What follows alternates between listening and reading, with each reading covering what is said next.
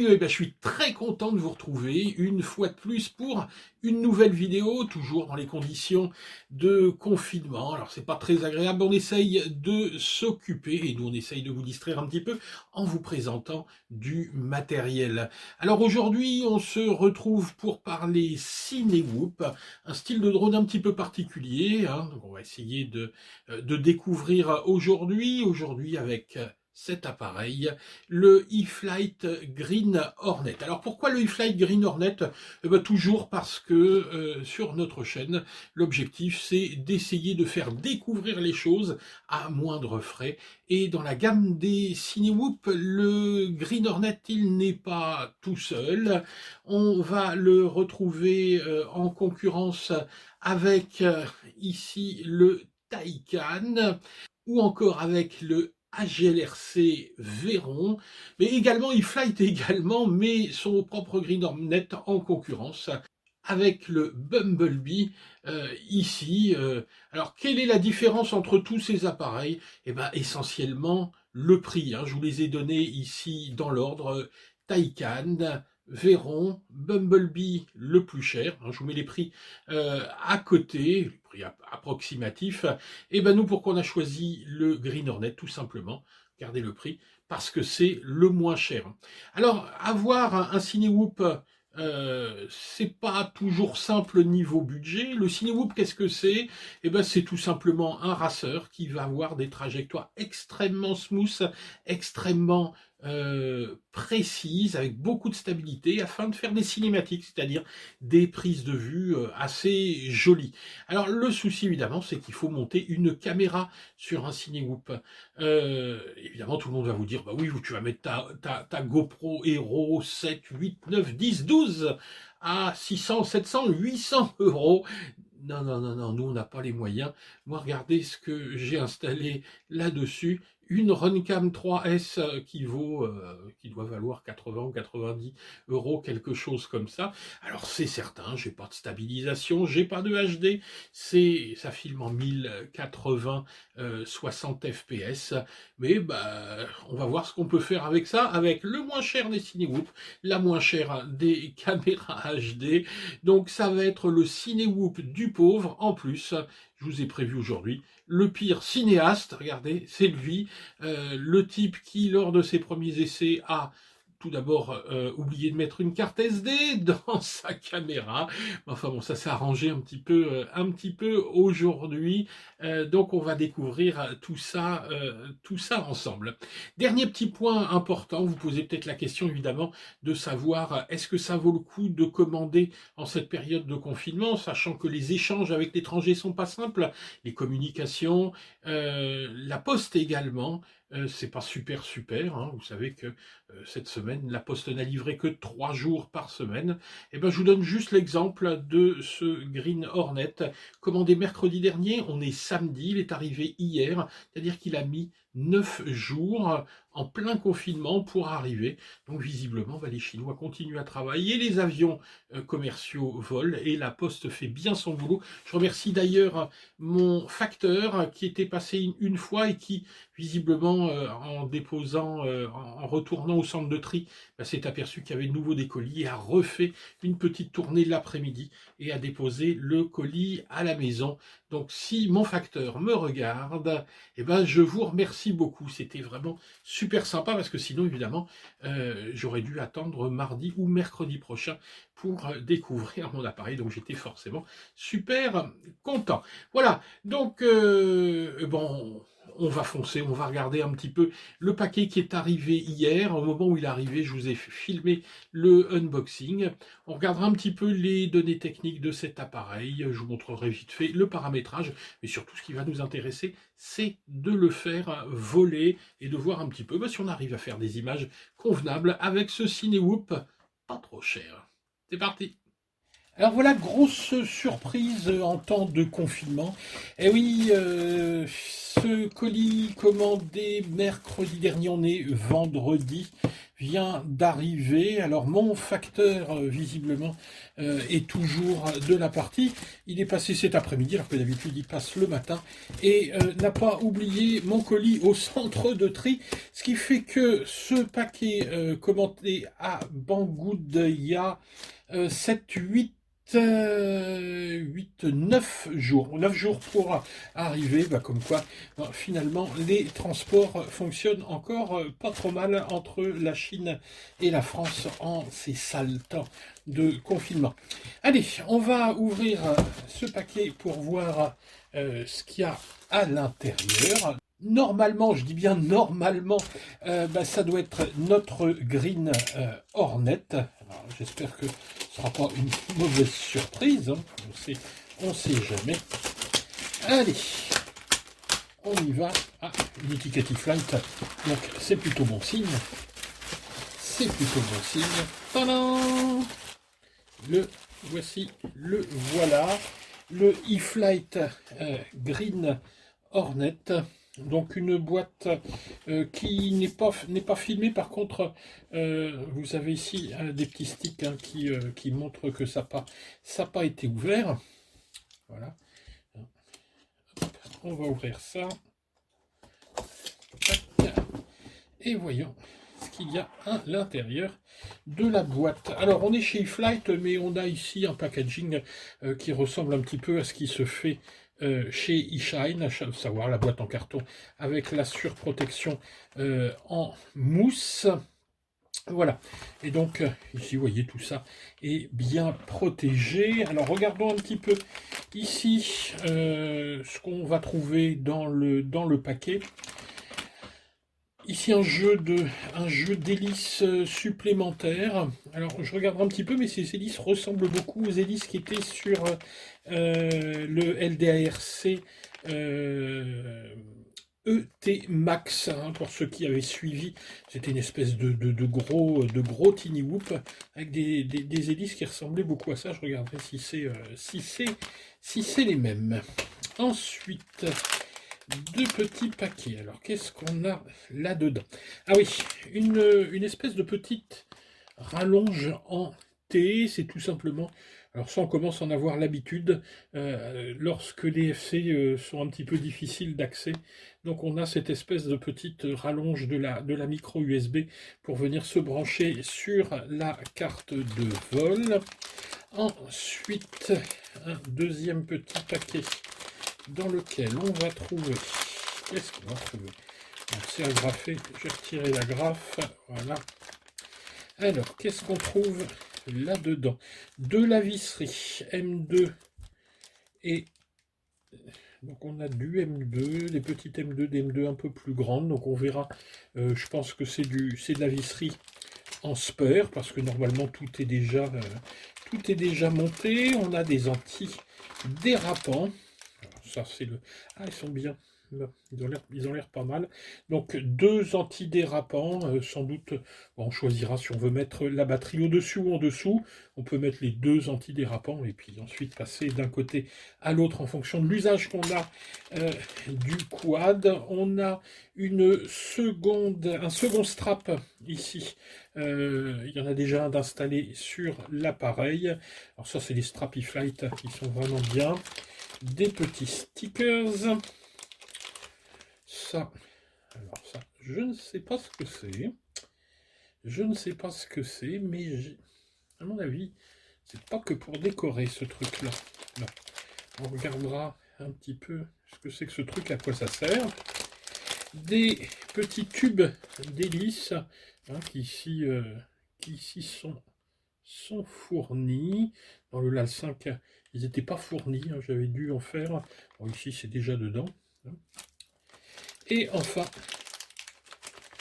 hop, une petite antenne, toute petite, toute rikiki. Là, voilà, qui va venir s'installer à l'extrémité de l'appareil. Alors, voyons maintenant à quoi ressemble le bestiau, qui est un beau bestiau finalement, hein, pour Alors, au niveau de la taille, on verra ça après, juste après dans la revue technique. Mais déjà, ça en impose pas mal. Protection avec de la mousse ici, du PLA à l'intérieur. Il a vraiment une bonne bouille. Donc, il y aura sa petite antenne ici, hop, qui va juste venir se mettre là. Ouais, les impressions 3D sont jolies. Ouais, c'est pas mal. Alors, on regrette, comme toujours dans ce type d'appareil, alors que ce sont des Cinewhoop, que les fixations caméra soient pas fournies avec. Faut les acheter à part. Donc moi, évidemment, bah, je ne l'ai pas commandé pour une raison toute simple, c'est que je n'ai pas de GoPro, hein. Moi, j'ai une toute petite Runcam 3S. En fait, vous allez voir, hein, dans cette revue, l'objectif, c'est d'essayer de tirer le prix vers le bas et d'avoir un Cinewhoop de qualité. Alors, est-ce qu'il est de qualité? Ça, je vous le dirai une fois que je l'aurai essayé. Mais la version du pauvre. Donc, c'est pour ça que j'ai choisi le Cinewhoop le moins cher et sur lequel j'adapterai bah, la caméra HD, la moins chère qu'on puisse trouver, à savoir la. Alors, moi, j'ai la Runcam 3S. Maintenant, il y a la Runcam 5. Bref, les petites Runcam qui n'ont rien à voir en termes de prix avec les GoPro qui tout de suite vous emmènent vers des sommes de 400 euros. Hein. Donc là, on n'est pas du tout dans la même optique. Donc voilà, hein, la suite du test. On va regarder un petit peu ce qu'il y a à l'intérieur de l'appareil, puis on essaiera de configurer tout ça.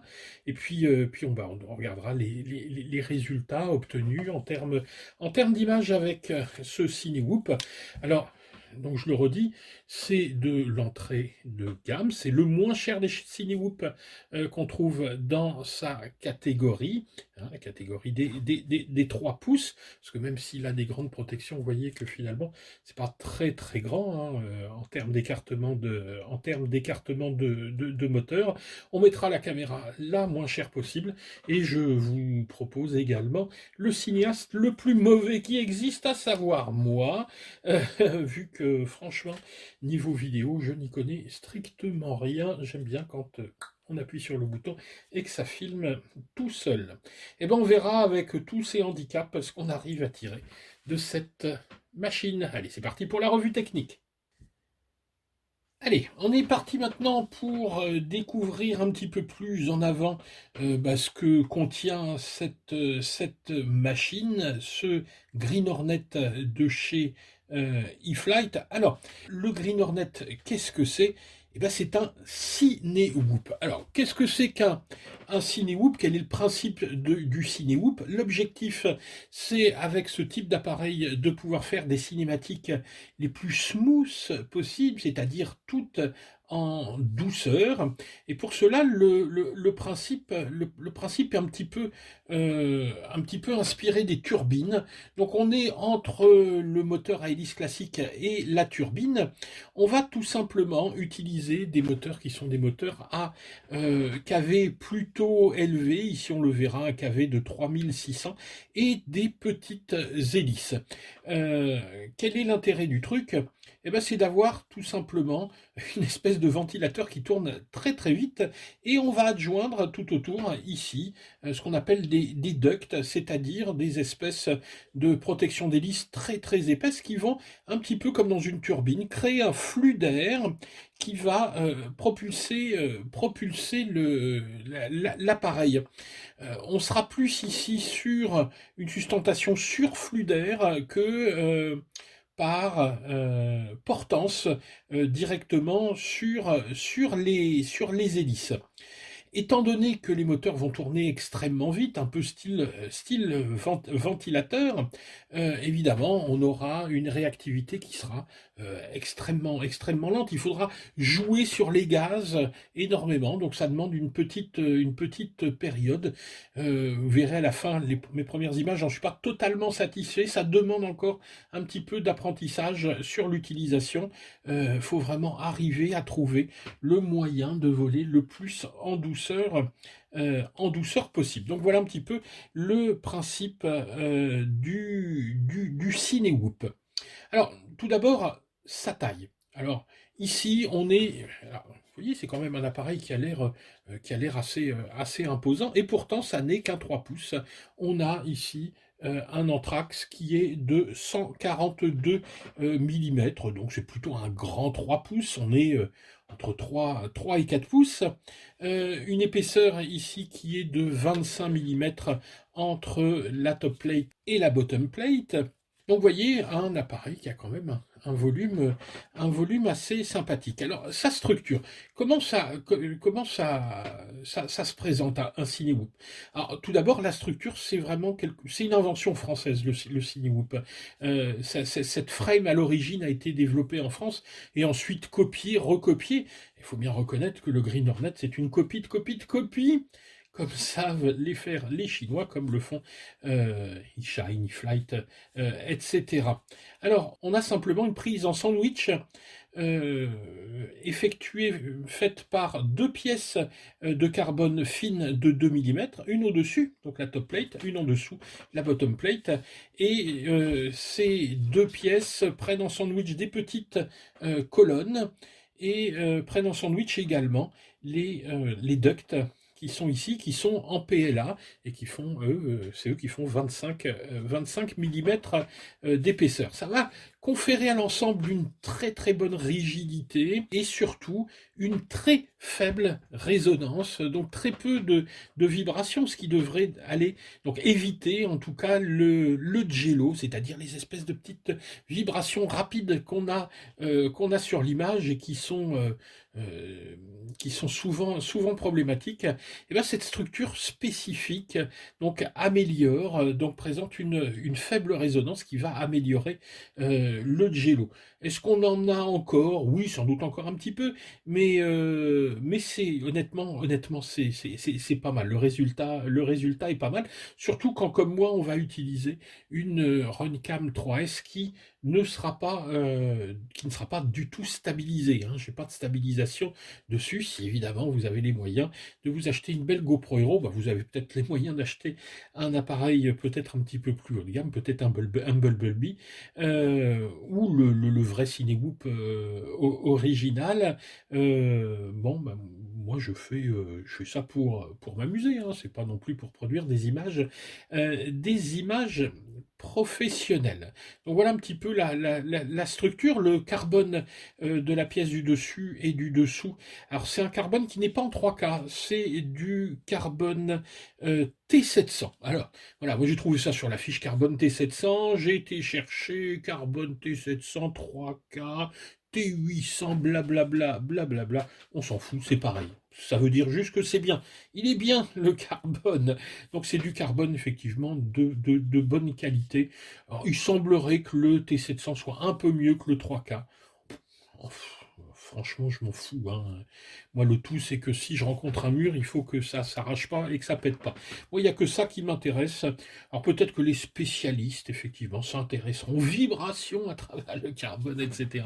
Non, non, c'est pour jouer tout ça. Hein. Ça, c'est un beau jouet quand même. Hein. Mais c'est pour s'amuser. On va rien faire de professionnel avec ça. Le poids de la machine, alors c'est une machine qui est relativement légère finalement, qui fait 260 grammes, hors batterie.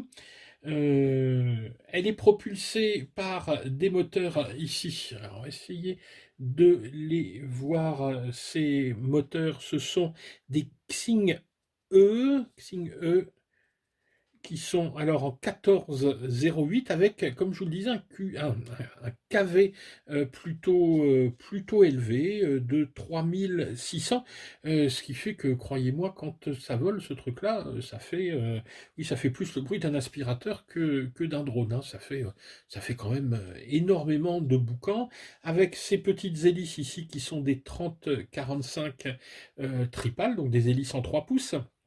Comme je vous le disais en présentation d'ailleurs tout à l'heure, elle ressemble beaucoup à celle de l'ET Max qui sont un petit peu plus grandes. Donc c'est pas tout à fait les mêmes. Elles sont spécifiques, hein, de toute façon on ne pourra pas mettre autre chose. Regardez un petit peu l'écart ici qu'on a entre le duct et l'hélice. on a 1 millimètre, hein, donc c'est vraiment, il faudra ce modèle-là, je pense, c'est pas mettre autre chose. Ce sont visiblement les mêmes hélices que sur le Bumblebee, donc vous pourrez les trouver avec d'autres couleurs. Ce qui serait peut-être sympa, c'est de voir si elles existent en vert. Au niveau du look, hein, cet appareil est quand même relativement joli. Moi j'aime bien sa livrée verte, mais en règle générale, les Cinewhoop sont jolis. Un Bumblebee en jaune, le Taycan en orange, et le Véron, il est un peu, lui, mitigé cochon d'Inde entre bleu et rouge, je crois, hein, si je dis pas de bêtises, donc ce sont plutôt des jolis appareils. Euh, Qu'est-ce qu'il faut remarquer également sur la structure? Eh bien, le fait qu'il soit entouré, les ducts soient recouverts de mousse qui vont servir de bumper. Alors pourquoi cette structure-là? Ben, tout simplement parce que cet appareil a pour but d'aller se faufiler, voire même de voler en indoor. On aura la possibilité de voler en indoor avec ça, en lui mettant une batterie plus légère. Donc il y a vraiment l'optique d'aller voler un petit peu au contact et de protéger les objets, les personnes. Vous voyez, les hélices ne dépassent pas du tout, hein. Si on met sa main comme ça, on risque rien. Évidemment, si vous mettez vos doigts dedans, hein. Mais si on a des choses comme ça, ça protège. Vous voyez, hein, il n'y a pas du tout, les hélices sortent pas du tout. C'est pas mal conçu, hein, quand même. Au niveau de la structure, qu'est-ce qu'on remarquera d'autre? On remarquera également pas mal de petites impressions 3D en TPU, ici pour porter l'antenne du VTX. Quelques petites finitions, des petits patins ici d'atterrissage. C'est pas grand-chose, hein, c'est pas énorme au niveau de la taille, mais quand ça se pose, on sent que les patins sont là. Donc c'est pas mal vu. On passe maintenant à l'électronique. Je vais retirer la petite sangle, même si honnêtement on va pas voir grand chose. Je vous ferai plutôt quelques petites photos pour que vous voyez. On est sur une carte de vol qui est une Success E, une Mini F4. On a un ESC 4 en 1, 35 ampères, donc c'est pas un énorme ESC sous BLLI 32. Le VTX, alors on a ici du classique, hein, c'est un VTX 500 milliwatts avec Smart Audio. La caméra, c'est une EOS 2. Donc vous voyez finalement une conception électronique qui est assez basique. On n'a pas de buzzer. Est-ce qu'on a un buzzer? Non, je ne crois pas. En fait, je ne l'ai pas testé le buzzer. J'ai oublié de regarder ce que donnait le buzzer. On a un condo qui est installé. Ici, cette version, c'est une version BNF. Alors, cette version BNF, l'intérêt, c'est que le récepteur est déjà installé. Moi, j'ai pris la version avec le RXSR, on pourrait pu prendre le XM+, d'autant que je suis un petit peu déçu parce que sur ce RXSR, le Smart Audio n'était pas le Smart Audio, mais le RSSI n'était pas directement, on ne pouvait pas le choper directement sur le récepteur, donc il y aura peut-être besoin d'aller souder un fil. Bon, moi je ne me suis pas embêté, hein, j'ai mis le fameux RSSI magique, ça me suffira bien, d'autant que bon, je ne vais pas aller à 12 km avec. Donc, en plus, on peut faire confiance au RXSR, il n'y a vraiment pas de souci, jusqu'à 1 km, vous ne perdrez pas le contrôle. La petite antenne, bon, j'ai pas été très loin au niveau de mes tests, mais ça fait le taf jusqu'à. J'ai dû pousser à 200, 250 mètres, pas plus. Ça fait parfaitement le taf. Si on veut aller plus loin, je pense qu'on pourra mettre une antenne un petit peu plus grande et puis peut-être de meilleure qualité. Mais c'est une antenne e-flight qui fonctionne pas mal. Donc le VTX c'est un 500 milliwatts dans les essais. Vous verrez, moi j'étais juste en 200 milliwatts et ça fait le taf. Il n'y a pas de souci.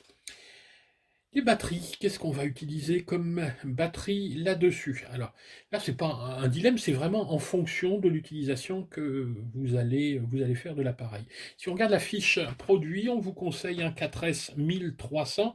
Le problème du 1300, c'est que si vous avez d'autres raceurs, 1300, vous n'utilisez pas, vous utilisez plutôt du 1500, du 1550. Donc moi j'ai tout simplement utilisé mes 4S 1500 et 1550. Donc mon choix c'est les GNB 1500 et les Ministar CNHL 1500 également. Les premiers sont en 80C, c'est nettement suffisant ici sur cet appareil. Là 120C, on ne va pas les utiliser. Donc les GNB toutes simples, ce sont des GNB ici qui ont quasiment 2 ans. Ça fonctionne encore très très bien. Pour un vol indoor, par contre, j'ai fait le choix ici, la fiche produit vous indique de plutôt utiliser du 4S 850. Moi, j'en avais pas, mais il me restait 2 ou 3 650. Elles étaient avec un XT30. Et ben, j'ai pris tout simplement l'adaptateur que j'utilise sur mon chargeur pour brancher ça, et j'ai fait le test tout à l'heure, bah, ça vole dans la maison, hein. C'est-à-dire que j'ai fait le tour de la maison sans problème avec ce Cinewhoop, ça vole de façon très très précise, en limitant peut-être un petit peu j'allais dire les débattements, en limitant un petit peu les rates ou en diminuant l'amplitude de vos commandes à la radio. Donc voilà pour les batteries. Ah oui, un petit point que j'ai oublié de préciser, on avait vu ça dans le unboxing. Alors ça, vous avez peut-être déjà vu, je vais vous montrer en sortant le câble. C'est le petit adaptateur pour aller brancher l'AFC directement sur l'ordinateur, tout simplement. Pourquoi? Parce que regardez, la prise micro USB, hop, vous la voyez? Elle est là. Donc pour aller passer un câble micro USB là-dedans, c'est un petit peu délicat.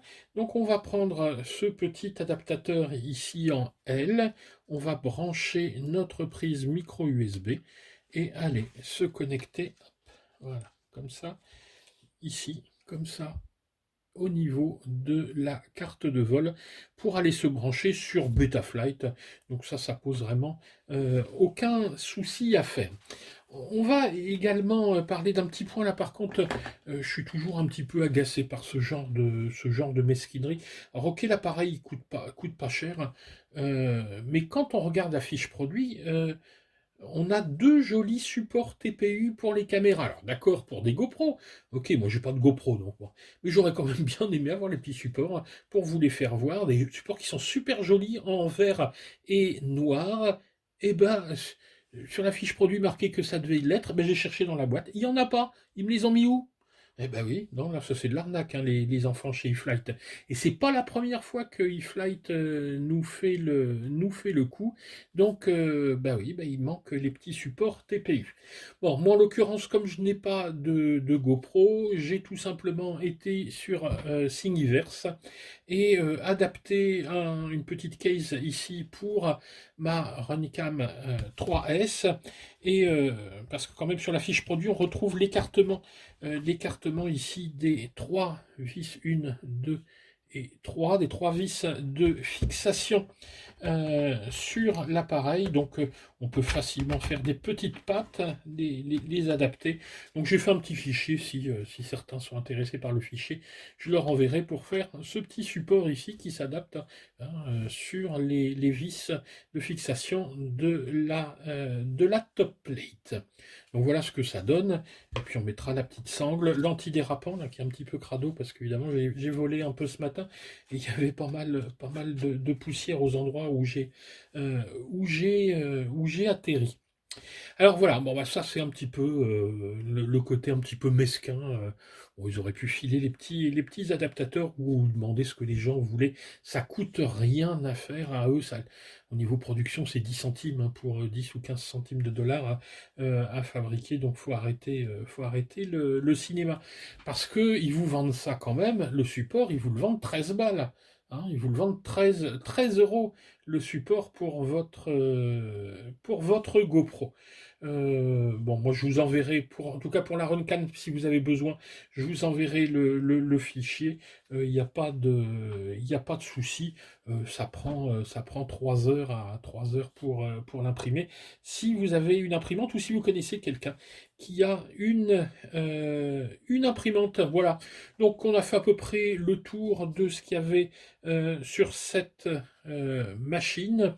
Et ben on va jeter un petit coup d'œil avant d'aller voler. on regarde un petit peu Betaflight. Bien, on va jeter un petit coup d'œil rapide sur Betaflight. Vous allez voir que ça va relativement vite. On branche, voilà, on branche la machine sur Betaflight. On va se connecter. Tac, on vérifie. Donc ça bouge bien. Donc moi j'ai déjà paramétré. Donc tout ça, ça c'était fait, hein. Port c'est déjà paramétré. Dans la configuration, tout était fait de mémoire. Ici, je ne vais toucher à rien à ce niveau-là, pour une raison toute simple, c'est que tout ce qui est paramétrage au niveau du gyro, au niveau des boucles PID, a été préparé pour avoir un vol le plus smooth possible. Donc 4-4, ben, je vais laisser comme ça. En temps normal, je passerai en 8-4 ou 8-8, mais là, je vais laisser comme ça. Je ne touche à rien. Moi, donc, j'ai déjà un récepteur en FR Sky, donc tout ça est paramétré, il n'y a pas de souci. Ici, je n'ai touché à rien. Ici, on voit que bah, visiblement, il n'y a pas de beeper, hein. Ce sont les ESC qui vont, les ESC, les moteurs qui vont sonner. Donc ça, c'est activé. Il n'y a rien d'autre à faire. Je vérifie. Donc ici, RSSI est déconnecté pour pouvoir passer en RSSI magique. Je vous mettrai en lien le lien sur YouTube pour installer ce RSSI magique. Vous allez voir qu'il n'y a strictement rien de compliqué. Bref, ici, tout est fait. Alimentation et batterie.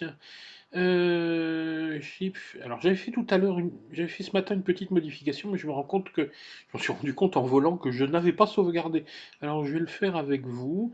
Oui, non, ça a été sauvegardé. Par contre, c'est sa tension d'avertissement par élément. Il s'est mis à m'avertir à 3,5. Moi, je veux qu'il m'avertisse à 3,4. Voilà. Donc ben ça, je ne l'avais pas sauvé. Je le refais.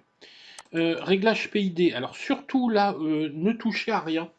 Pour une raison toute simple, c'est que vraiment l'appareil est pré-réglé pour avoir ce vol Cinegoop. Moi j'ai juste modifié ici les super rates, c'est-à-dire que normalement on est à 0,7, moi je suis passé à 0,81. Je vole à 0,81 pour être ici entre 1000 et 1100. Je mets un tout petit peu d'expo, 10% expo sur Roll Pitch, mais aussi sur Yo.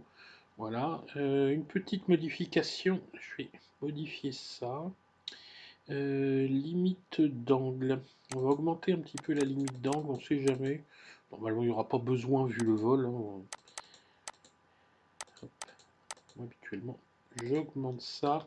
Je ne l'avais pas fait, je sauvegarde. Le récepteur.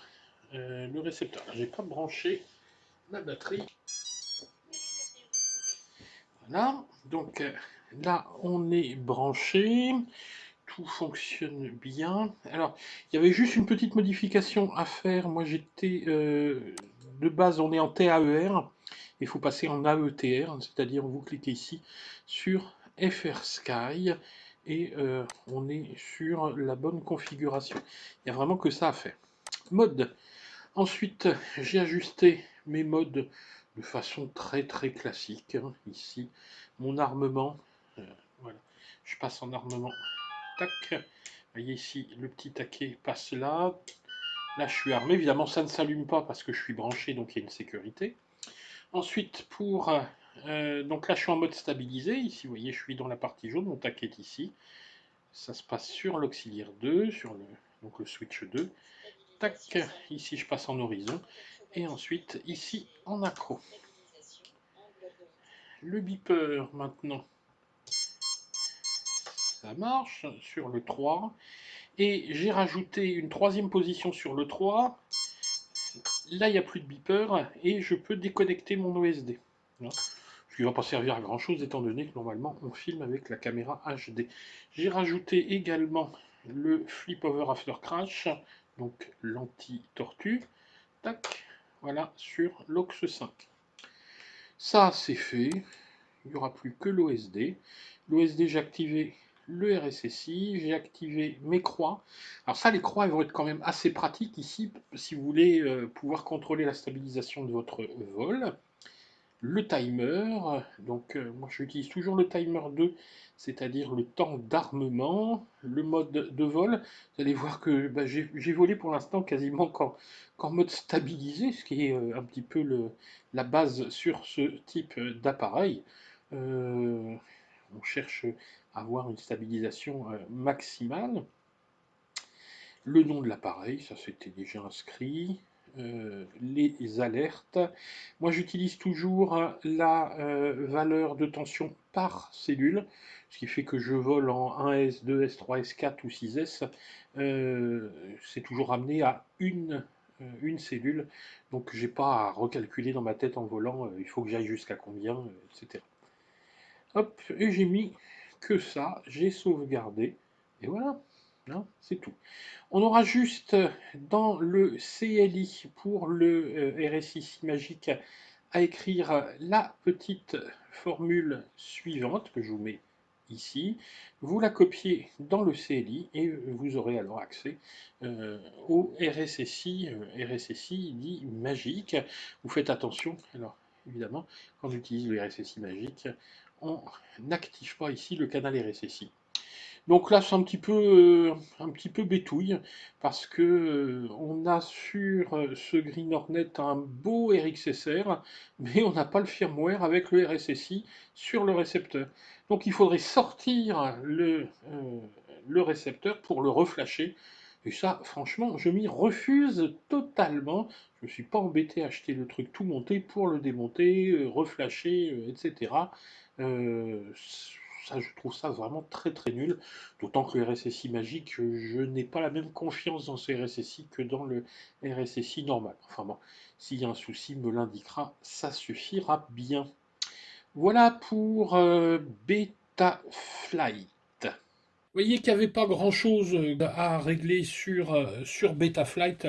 Ça prend vraiment 2 minutes. Le plus long, c'est d'aller brancher l'appareil sur l'ordinateur. Alors, j'espère que cette petite vidéo vous a plu. Si elle vous a plu, comme d'habitude, vous mettez, attendez, on va faire avec l'autre main, un pouce vers le haut. Jetez un petit coup d'œil en dessous. On vous met également tous nos liens affiliés. Je vous rappelle que c'est le seul moyen qu'on a de s'auto-financer un petit peu. Enfin bon, c'est plus nos salaires qui nous autofinancent et nos économies. On n'en a plus d'économies. Si ça n'est pas encore fait, allez également vous abonner à la chaîne. On vient de dépasser les 10 000 abonnés. Alors merci à tous nos abonnés de nous suivre et de nous faire confiance. Et surtout, comme dit Tatiana, restez chez vous et surtout, prenez bien soin de vous. À bientôt. Salut les gars. I need feel like you want me, and I guess in a way you do.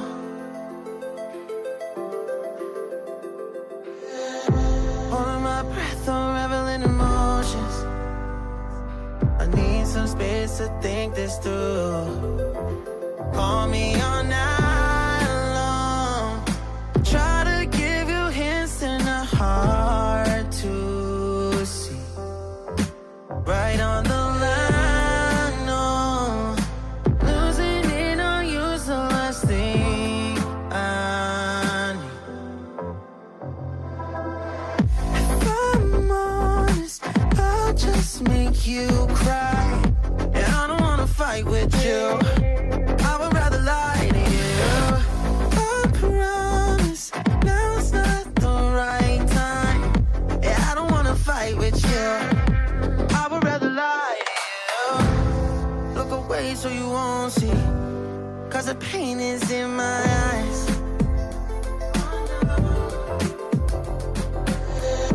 Feels like I could break it any moment and shatter your insides. If you feel my mind, call me all night long. Try to give you hints and a hard to see. Right on the line, no. Losing it on you's the last thing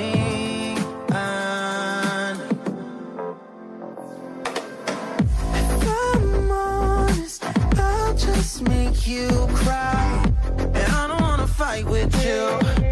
I would rather lie to you. I promise now's not the right time, and I don't wanna fight with you. I would rather lie to you. I would rather lie. I would rather lie. I don't wanna fight. I would rather lie to you. If I'm honest, I'll just make you cry, and I don't wanna fight with you. I would rather lie to you.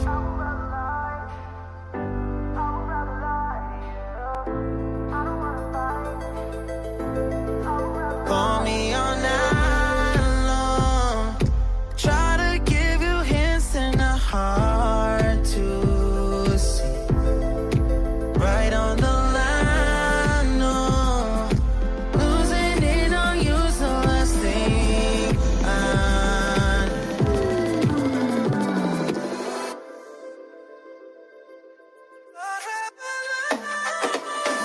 If I'm honest, I'll just make you cry, and I don't wanna fight with you.